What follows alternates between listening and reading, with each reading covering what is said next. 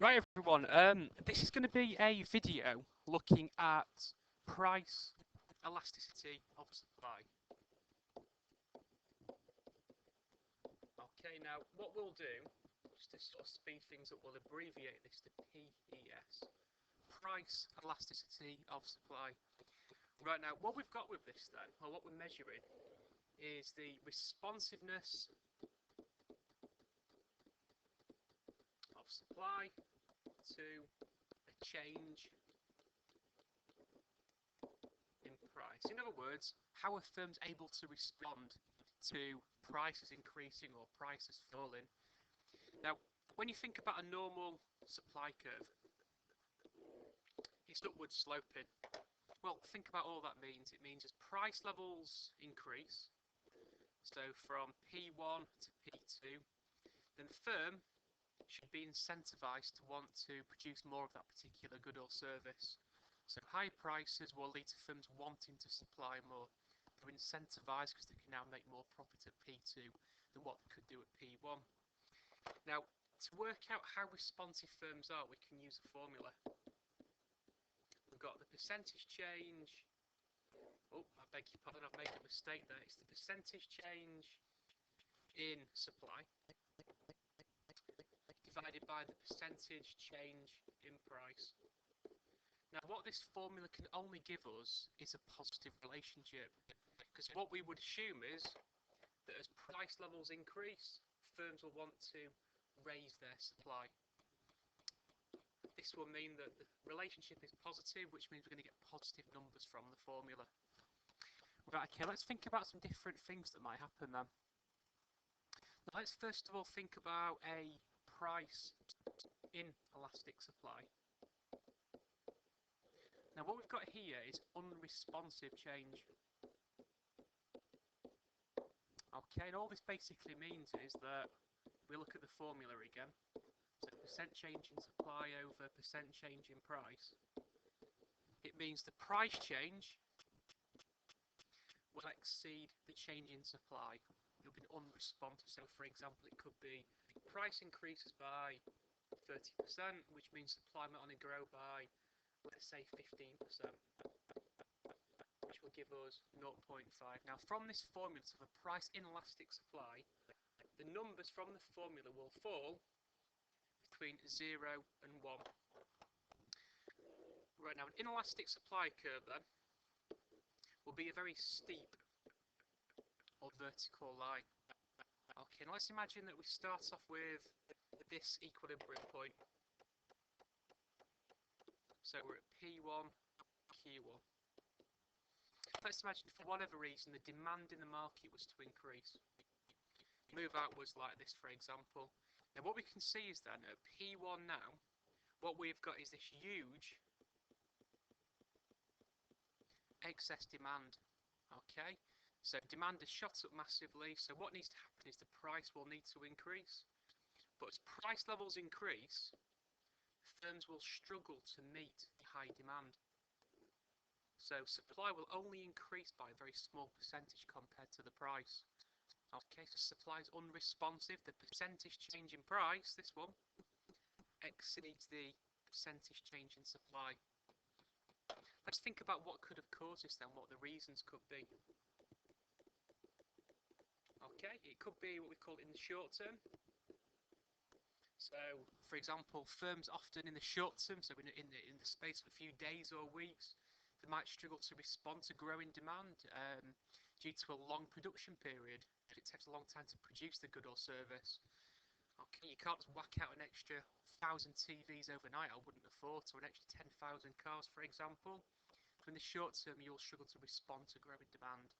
You might have to order supplies from different economies across the world, which means you're unable to produce more to meet that growing demand. It could even be that you're working at full capacity. All this basically means is that firms are using all of their existing factors of production. They have no spare capacity. So if demand was to increase, they haven't really got the ability to produce anymore. Okay, now other things that could influence it as well could be the government. Okay, so in the UK housing market, for example, it's very difficult to build more houses. The government have got very tight controls of where you can build, how you can build houses. But if that's the case, then when there's a growing demand for houses, house builders struggle to get hold of available land to chuck up these extra houses. You often find that many food markets, agricultural markets, rather than inelastic supply, linked to the growing seasons. So, for example, you can't suddenly whack out an extra supply of, well, let's say pumpkins in October. It takes several months to grow, so the supply is relatively fixed. So there you go, inelastic supply. Right, now the opposite of this would be a price elastic supply.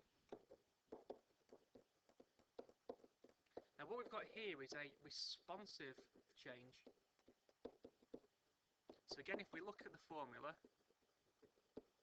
so percent change in supply over percent change in price, what we would get this time for a responsive change is that the supply change would exceed the price change. So supply is this time able to respond to growing prices.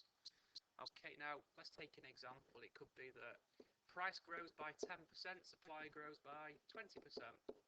That would give me a score of 2. Now from this formula, anything between +1 and infinity would show me an elastic change. And the further away from what it is, the more elastic it is. Okay, right, now let's think about what elastic supply excuse me, looks like. This time we've got a horizontal line. And again, think about an original market equilibrium point. Again, if demand was to increase, look at the change now.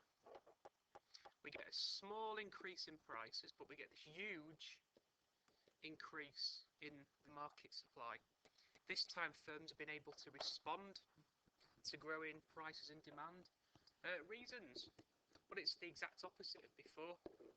Quick production, so you can very easily produce more to meet growing demand.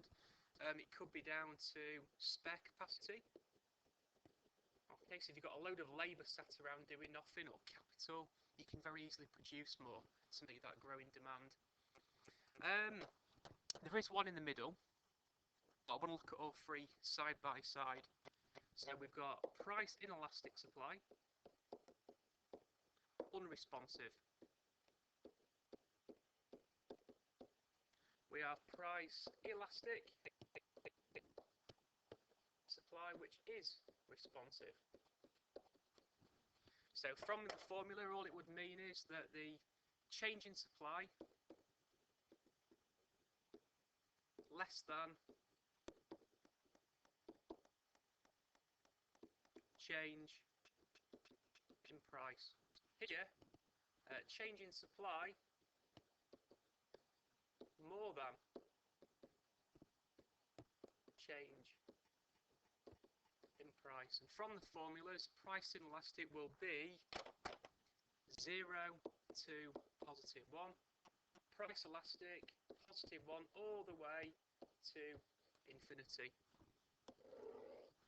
And if you think about what these supply curves look like, we have for inelastic, a very steep or vertical supply curve. Elastic, we have a much flatter or horizontal supply curve. In the middle, we have unitary. Okay, so all we would have here is that the change in supply equals change in price, and this must give us a score of +1.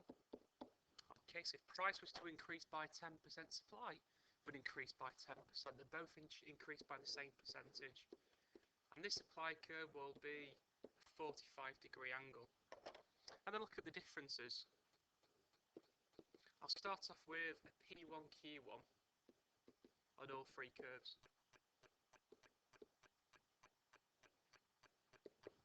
If I increase price here, the change in price is bigger than that change in supply.